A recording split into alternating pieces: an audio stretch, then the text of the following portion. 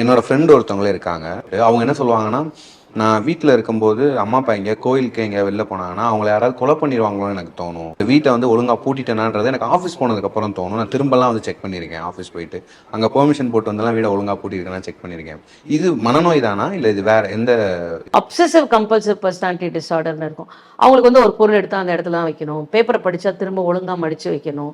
இல்ல பேனாவை திறந்தோம்னா திரும்ப மூடி வைக்கணும். நம்ம பாட்டில் திறந்தோம்னா அது சரியா மூடணும். இவங்களால மத்தவங்களுக்கு பிரச்சனைலாம் ஒண்ணும் கிடையாது. அவங்க பாட்டுக்கு அவங்க வேலையை அவங்க செஞ்சுக்கிட்டே போவாங்க. அதை ஈஸியா விட்டுட்டு போக முடிஞ்சதுன்னா பரவாயில்ல. எப்போ இது பிரச்சனையா மாறுதுன்னா, அதை பண்ணல அப்படிங்கும் போது எனக்கு பதட்டம் ஆயிடுது. இப்ப நீங்க உங்க ஃப்ரெண்டு சொன்ன மாதிரி திரும்ப வந்து இழுத்து இழுத்து இழுத்து பார்த்துக்கிட்டே இருக்கேன். இந்த விஷயத்துல என்னோட கவனம் போய் வேற விஷயங்கள் செய்யறது முடியாம போகுது. பார்த்துக்கிட்டே இருப்பாங்க. எழுதுனது கரெக்டா எழுதுறமா தப்பா எழுதுறமான்னு பார்த்துக்கிட்டே இருப்பாங்க. கதவை இழுத்து இழுத்து இழுத்து பார்த்துக்கிட்டு வேலைக்கு நேரத்துக்கு போக மாட்டாங்க. இந்த மாதிரியான விஷயங்கள் தான் ஓசிடியா இருக்கு.